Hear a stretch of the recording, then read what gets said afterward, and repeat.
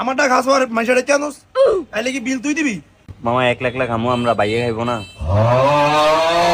নিজে দেন চা খাওয়াবি আমারে দেন চা এলাকায় ওষুধ দাঁড়িয়ে আনিস। হ্যাঁ বাংলা খাইতে আছে সবাই তো ডাড়াই করবে নদী আইয়ে রে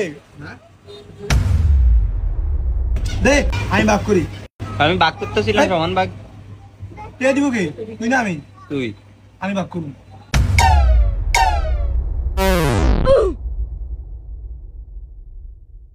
अच्छा হ্যাঁ